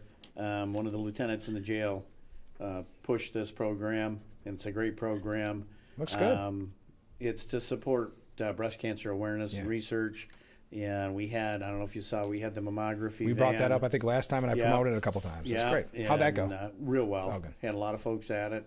And so anybody that wanted to pay a little money out of their pocket could get a pink badge. And then the proceeds all went to the Wilmot Cancer Center this year in support of breast cancer awareness. And we've had a lot of good comments about the pink badges. They're very noticeable. They are very noticeable. They're very bright. Yes. Yeah. That's why people, I don't think, can see it because the light's hitting right off of it. But they are. But they look good, and it's for a good cause. And it is. It's I think it's cause. great that your office has always taken up causes like this. Like in the when you talk about Christmas time, and it seems like there's initiatives going on. Really, if you get the newsletter all the time. Yes. Well, we are, and that's. I talked about that yesterday, where we try to be as much a part of the community as we can because we are. Right. We live in the community. Yeah. We want to be partners Not in the strangers. community with everybody that's out there. And it pays off in such a myriad of ways. When we had the bank robbery, the number of tips we got I'm sure were astronomical. And when we do the Twin Tiers Most Wanted, it's almost always solved by the next day. Yeah. And it's because we partner with the community and the community partners with us. Right. They want to be a part of it. I think your Christmas initiative and like this, people want to be a part because they know you are a part of the community. Right. And that's such an important, because we talked about this with Shram, but it's worth mentioning. At a time when you see someone who called to defund the police, likely the next mayor of New York City. Maybe not, but best case scenario, it's Cuomo. We're in a bad place if that's your two. I feel bad for New York City. Yeah, I do. But when you look at that, and what does that for you at the sheriff's office and just in general, the morale in that scenario where this guy could be, and again, I know it's New York City, but that's a larger trend. It impacts. Yeah. It does. And, this is the first time this year in September we had, I think, close to 50 people that took the deputy's exam. That's the first time that's happened since pre-pandemic. Yeah. So I think locally we're starting to see a reverse of that trend of 5 and 10 people taking the test. Yeah. But again, when you look at, I had to laugh. I saw Letitia James on the news saying that she opposed the weaponization of the Justice Department, and I'm thinking, holy crap, that's what you've done for the last umpteen years. Yeah, since that's you've how been she made her Attorney General, campaign. is weaponize the Attorney General's office against police. And it's interesting when things come home to roost like that. It's satisfying, but also on the other side, it didn't need to be that way. Exactly. It's such a colossal waste of time, energy, because all of this talk of reform, all it's done is make it more difficult to get qualified candidates in the door. Right. Well, and as we mentioned with bail reform, I mean, how frustrating, and we had these comments last week, when you can't even finish the paperwork and they're back out on the streets and you know you're just going to have to arrest them again. When, I know that this is not the case, but most people would say, when do you stop caring? Right, when do you give up? Yeah. And we're pretty lucky. We've got a very dedicated group of young people that don't quit. But, you know, it is frustrating when you go to a domestic especially. Yes. And the person fights with you. You charge them with the resisting arrest, the violating the order of protection, and the assault, and they get arraigned and released. Yeah. And there's no time to make a plan. There's no time to help the victim. Yeah. And there's no consequence to that behavior. No. There's no Why punishment. would you change your behavior if there's no consequence? Well, and to that's it? just like raise the age, right? Yes. How disastrous is that? But how many lives, I know the New York Post had this recently last week, how many lives have been ruined in the future, these young people, because of the raise the age law? Well, the things that they don't tell you about is the lack of beds. So our last few that we've had to take to a secure detention facility, we're taking kids from here down to New York City, Long Island, because that's the only place there's a bed. So they're 5-6 hours away from home, which is against anything that anyone will tell you is good for them. Yeah. And they're down there until we go down and get them and bring them back, and they go to court and go back. Yeah. So how is that helpful to the child? How is that making that child on a path? How does that put them on a path to recovery? It doesn't. No. All it does is make it worse, and makes it worse for the family. Yeah, and then if you look at the gang members, they're starting to recruit these young people because they know that there's no repercussions. I mean, I know I've mentioned it on the program before, but they were talking in New York City like it's like something out of a Charles Dickens novel. They're going around pickpocketing, and because when they're confronted on it, they say, call the cops. Yeah. Nothing's going to happen. They're not going to do anything. They can't do anything. Yeah, so you've got people that may not have normally been in a gang scenario now being recruited at 12, 13, 14 years old. Some of these videos that you'll find on the Post are so disturbing of these young people that have grown up well past their 12, 13 years. Well, yeah, and you know, a 17-year-old kid is not a kid. Well, that's true too. Yeah. Let's face that. Yeah. But the raise the age, the bail reform, all these things just keep coming up. And I know after July 4th, they talked a little bit about changing raise the age because there was trouble in Albany. Yeah. And I know I ask this every time. Nothing's coming from any of this. Nothing with any teeth. No, she. But with a re-election year, you would hope. I know. Was it? I think last week the governor was in Rochester touting the law enforcement technology grants. Yeah. But that's not what made the news. I saw the Rochester news. What made the news is, what are you going to do about your electrical energy? Yeah, everything's that. Yeah. And totally ignored what she was there to tout, which she wanted to say, hey, I'm pro-public safety. I sent money their way. Yeah. That's what she wants to do. But that's not what the story was. No, and that's not what the story is. And also, you can throw money here and there, but you've got to look at someone's overall biography here. That's the Albany plan. Exactly. But she's not a very good politician or a very good governor, but she does every once in a while get that one sneak attack where you go, oh, she's going to get credit for public safety now? Right. Because we're going to reform bail reform, and then it was nothing, or discovery law, or whatever the case may be. But she's got to be a little concerned. I know some of the polling that comes out with Stefanik is coming from more right-leaning organizations, but she's she's nipping on the heels. Yes. And for a Republican in our scenario, this has not been this close in a long, long time. No. And, we'll see what this coming year brings. I know. It's I've seen the laws that she's already signed. One is doubling down on taking guns at scenes. Police must, if it's a domestic incident and the victim answers yes to a couple of questions, then the police must seize any firearms that are at the house and hold them for at least 120 days. That's already been signed. I wonder how that's going to be misused. Well, wow. Once again, the red flag law has worked well. It has. It's gotten a lot of guns away from some pretty dangerous people. But it became every time someone went to the hospital, you had to go seize their guns. That's not the intent, and that's not what makes us safe. And wasn't that the fear when these first started coming up? People said it's not going to stop here. It's going to grow, or it's going to become or be misused, or whatever the case may be. So it's continuing. Well, there you go. On that note, we'll take a short break. Stay with us. We'll be right back with Frankly Speaking after this.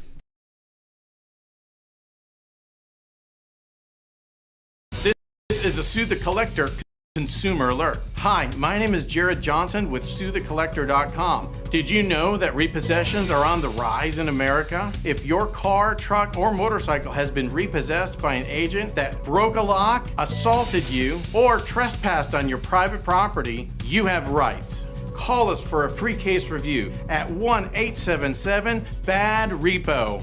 You pay nothing unless we win money for you. Call me now.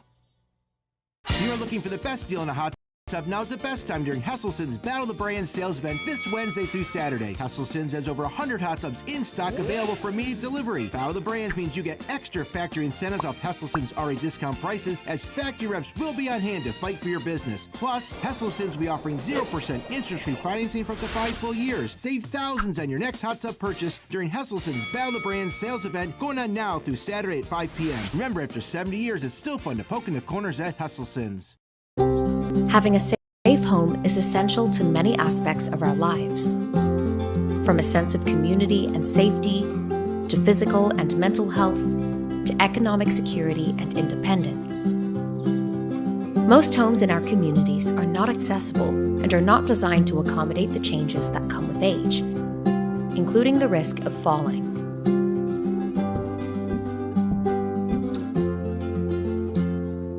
The Older Adults Home Modification Program helps reduce the risk of falls, improves safety, and increases accessibility and independence. Through this program, Rebuilding Together works with older adults to provide no-cost preventative home repairs so our neighbors can safely age in place in the homes and communities they love. To learn more, visit rebuildingtogether.org/safeathome.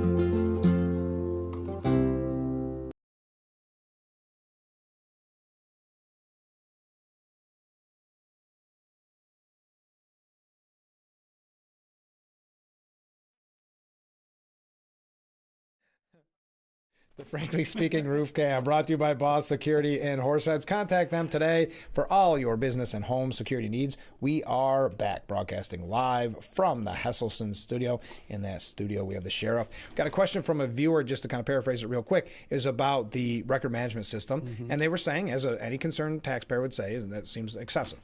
It is. It's a lot of money. There you go. When you look at ones that provide county-wide systems, there's about 3 or 4 choices because they've bought up, they each gobble up all the smaller ones. Oh, yeah. And so that they control the market, basically. But when you're looking at a county-wide system, there's much more expensive ones out there. Yeah, okay. and there might be one that's less expensive, but not many. Unfortunately, you're paying for the technology and the licenses and the upgrades and the all of the Microsoft licenses that go along with it to make it run, and anytime you're talking IT and storage. Oh yeah. Yeah, because there's a significant amount of storage. Yes, and IT is always going to be more costly because it's getting and different. Anything with law enforcement on it is more costly. Well, right, and you've got such a niche specific that it's going to cost a lot. It does. Yeah. Hey, last time we talked, and we're going to give an update on this in a way, but scams. Have there been a lot of scams? There have been. There's been some new ones, and I don't know if you saw the press release, but we were able to make an arrest in one. This is a wild story. So they're actually from Brooklyn. How's this all work? Well, they're actually from China. Well, from China, and then I'm sorry. Yeah, illegally in the country, living in Brooklyn. Gotcha. Okay. I think they were part of a bigger network. What they did was they took over this gentleman's computer and told him, then contacted him and said, there's child porn now on your computer. You either pay us $28,000 or we're going to turn you into the FBI. Imagine what the fear of that person in that moment. Right. And kept control of his computer. Yeah. And they said, you got to give us $28,000 in Bitcoin. Wow. And he said, I don't know how to do Bitcoin. They said, okay, just get cash. We'll come pick it up from you. That's scary, too. And that's when he called us. And so we were able to set up outside and intercept the folks that were there to receive that delivery. And when we took them into custody, we ran them. And then because we have our partnership with ICE, we were able to run them in their system also. They were wanted. They had both been previously deported for crimes previously. Okay. And were back in the country illegally. So ICE was more than happy to come grab them. Good. And they did. And as far as I know, they're back in China now. That is amazing. I can't believe they just show up at the front door and not expect anything to happen. $28,000 isn't chump change. No. And again, how many other people have they hit? Well, that's true, too. If they're up here in Steuben County doing it, who else has been... That's a great point. ...been grabbed along the way? But, yeah, there's a lot of them now are people posing to be law enforcement.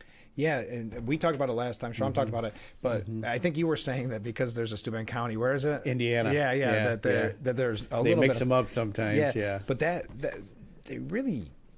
And I guess they're criminals, what do we expect? But they use people's emotions, especially... Absolutely. And they're not even just targeting older people now. No. Some of these, like you said, the registered sex offenders list, those people are getting contacted saying that you didn't check in, send us a gift card. Don't ever send a gift card to anybody. No, don't Give send them up gift for cards, Christmas at don't this send point. Bitcoin, don't send anything. Yeah. Don't send cash, don't send anything. Call your local law enforcement, report it. Yeah, because, again, no one's going to ask in the sheriff's office for a gift card. Right. Right? You're not calling anybody or texting anybody to ask for money. Never. Yeah. Never. Period. It's not going to happen. No. But so pretty much the scams are just they're always going to be a thing. They are. And with AI technology? Yeah, they're going to continue to become more refined and more sophisticated. I can't believe when people will send me some of the audio, the way they use audio, so you can understand how if someone, especially an older person, but it's happening to everybody, they pick up and it's their grandson or granddaughter on the other end, they need this money.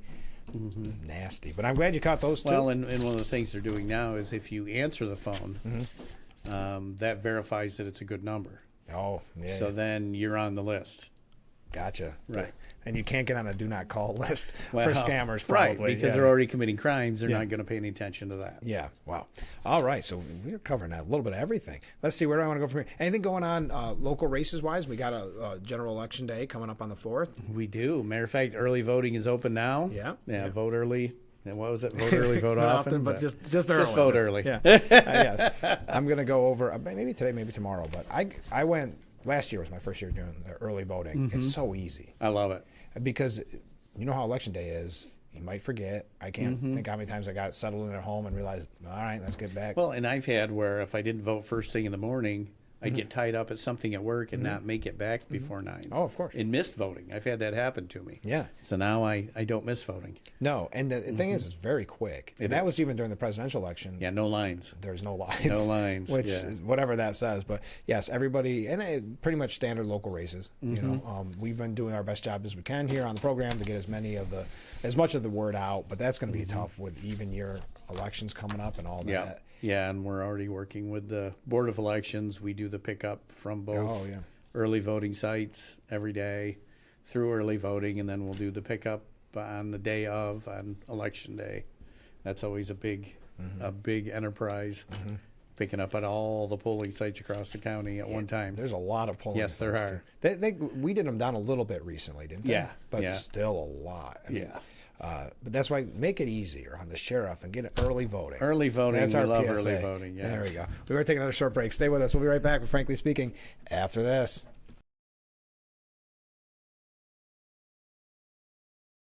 Your tap water is delicious. I know, right? It's this Culligan Smart drinking water system. What do you think is going on in there? I'm smelling a touch of chlorine. Yeah, I'm detecting some PFAS. I'm also getting notes of lead. Perfection. Sending it up. Here we go. Certified to reduce more than 70 contaminants. It's like having your own team of water experts. See the smart difference at Culligan.com. When you're eyeing, don't forget to visit our Facebook page at Big Fox News. Catch up on news from the Twin Tiers. Vote on the daily question and hear about local events. All on Facebook.com/Big Fox News. Hey, bud. You still Still coming over? Chili's almost ready. Great, on my way. Be there in a few.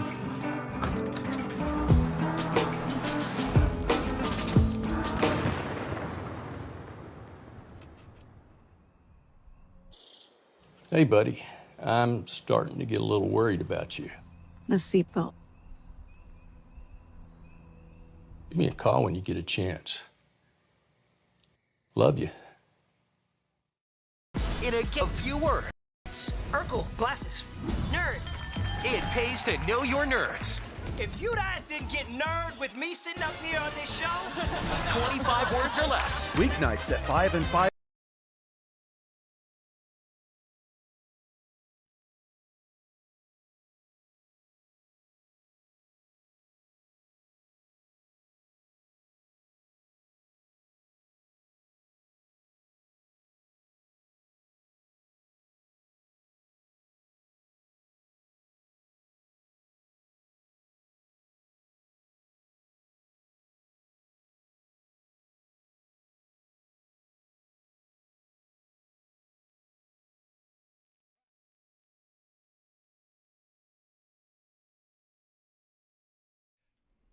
The Frankly Speaking Roof Cam brought to you by Boss Security in Horseheads. Contact them today for all your business and home security needs. We are back, broadcasting live from the Hesselson studio. Sheriff Jim Allard is in that studio with us. Okay, we got a lot to cover still here. Not that much time to get there. We were just talking off the air. I love the app.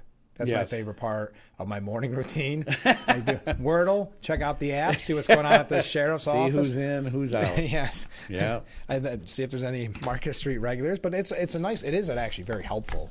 It is, and it's helpful to see. You can look up a lot of stuff on it, but also if you have a loved one that's staying with us, it gives you the opportunity to put money into their commissary account to set up your visitation and schedule that. So it's very helpful.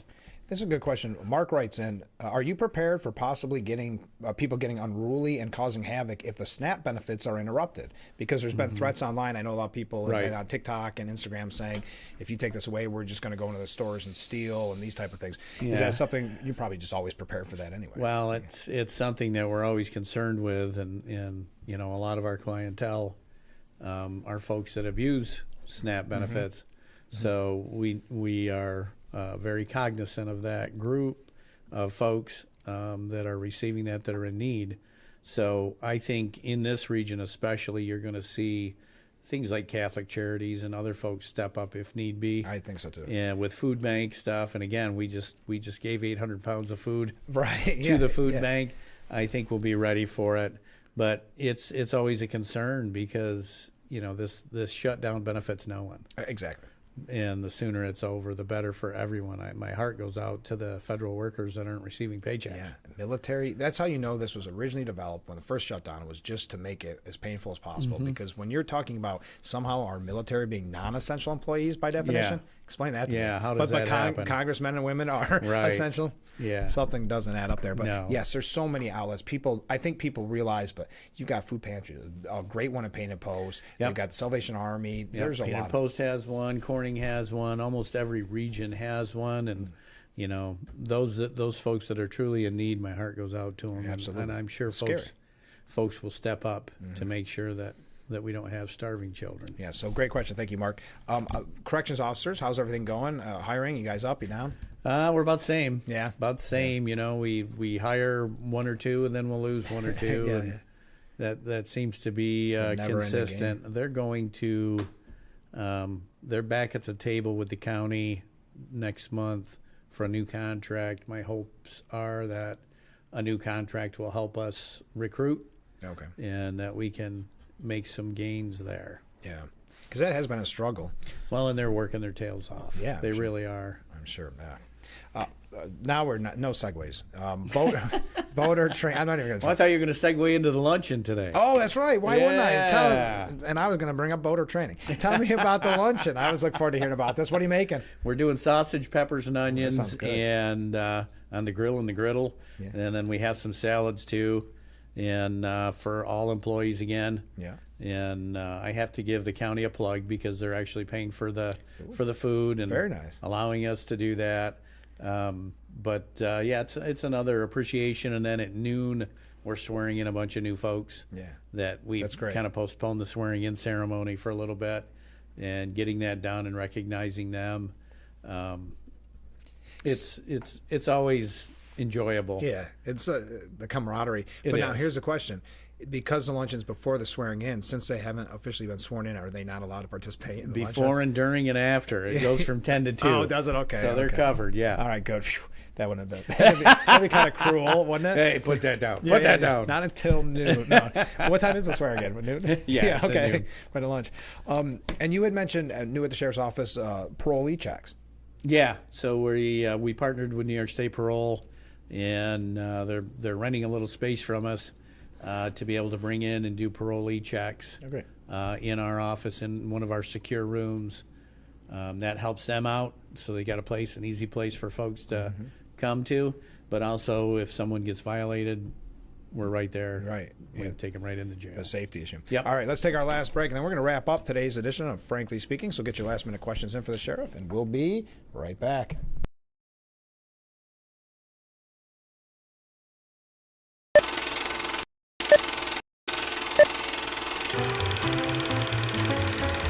Want to read about ancient wonders? Go to your local library today. But this isn't your father's library. It's the home of creativity. Release your inner audio engineer or face off a dragon in the D&D club. Make your clothing ideas come together with our sewing machine rentals. Create with the 3D printer or come to the library event nights to chat with those within your community. All with your library card. Go to getyourlibrarycard.com today. If you are looking for the best deal on a hot tub, now's the best time during Hesselson's Battle of the Brand sales event this Wednesday through Saturday. Hesselson's has over 100 hot tubs in stock available for immediate delivery. Battle of the Brands means you get extra factory incentives off Hesselson's already discount prices, as factory reps will be on hand to fight for your business. Plus, Hesselson's will be offering 0% interest-free financing for up to 5 full years. Save thousands on your next hot tub purchase during Hesselson's Battle of the Brands sales event going on now through Saturday at 5 p.m. Remember, after 70 years, it's still fun to poke in the corners at Hesselson's. Big Fox 10 p.m. News is the first primetime local news for the Twin Tiers. Our reporters, Haley and Dante, scour the southern tier to bring you up-to-date news regarding local businesses, economics, and how national decisions impact our area. If you're not near a TV, don't worry. You can also catch our 10 p.m. news live on WYDCTV.com/livestream. Don't miss Big Fox 10 p.m. news on WYDC, on TV, or our website.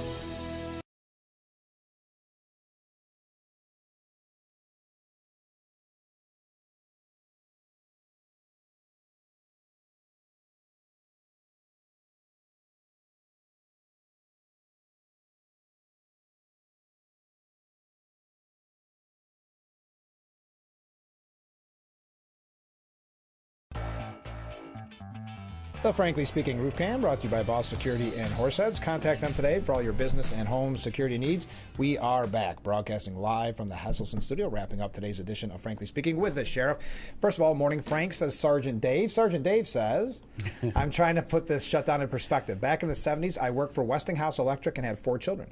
We went on strike for 4 months, and I did everything I could to make ends meet and feed my kids.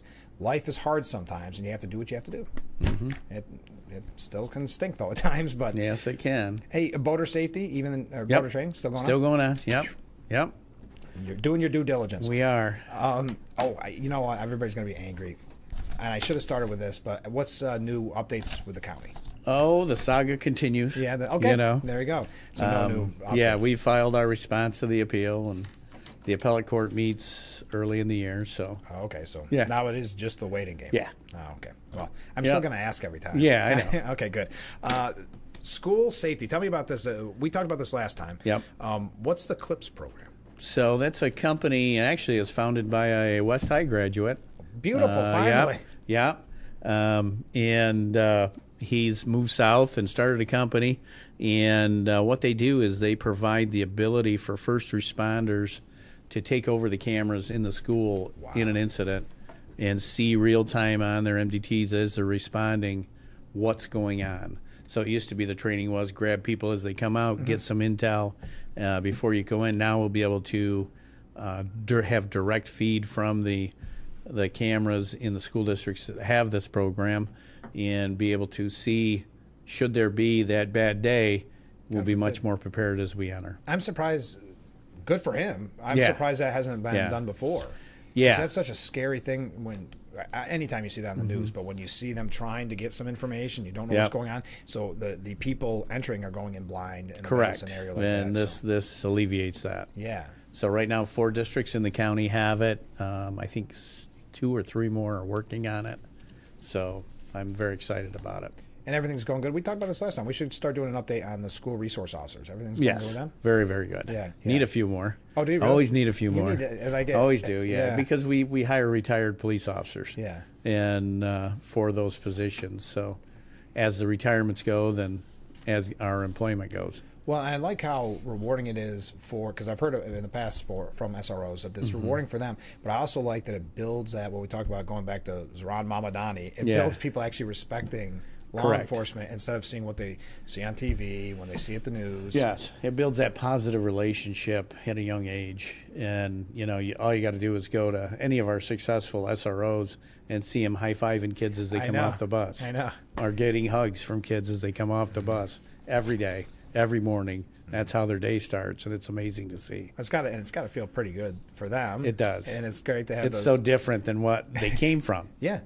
Oh, exactly. Yeah. A lot different. So they must love that. And finally, just before we go, because it's almost out of time here, Veterans Day. I know that you've got a speech. Good luck. Thank you. Yeah. Thank you. Yeah. Over at the VFW here in Corning.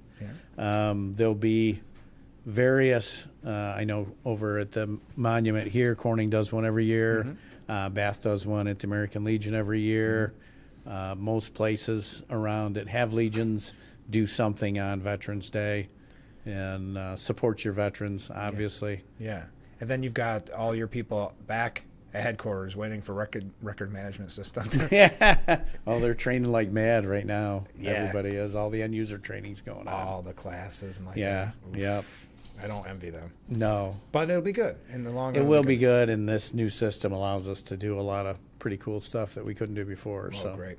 Well, we're out of time, but how about this? For the last comment of the show, this coming in from a viewer. Frank and Jim, great show today. Keep up the good work. Well, we love that. Yeah, that's what we want to hear. Yes. Yeah. Thank you for your support and for watching. We Yeah. appreciate it. And we got Joe Sempolinski on tomorrow. Oh, boy. That's going to be a fun one. Big you know. Joe. I know. We're going to see what he has to say. He's always in the area. I saw him on the news last night. He's doing really well. He's doing a good job in Assembly. Isn't He is. I He like, and is. he's doing these town halls. I can't wait to ask him tomorrow. I saw a press release. He's packing for Assembly. He's Yeah. packing in people to these town halls. He's doing a very good job for all of us up in Albany. Phil, we're really lucky for all the people. We are. Yeah, We are. overall.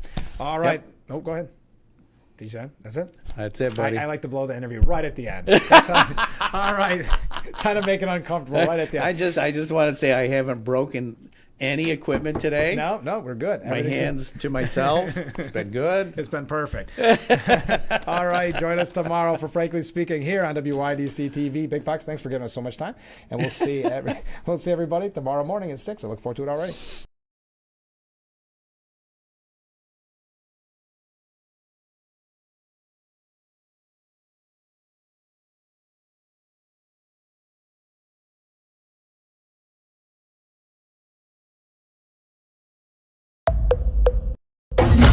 Lather, rinse, moisturize, repeat, and repeat.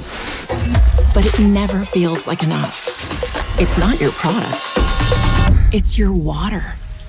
Hard water leaves a mineral residue that clogs pores and dries out hair. Culligan water softeners remove damaging minerals, revitalizing brittle hair and dry skin. Upgrade your shower and skincare routine with Culligan. Water you love.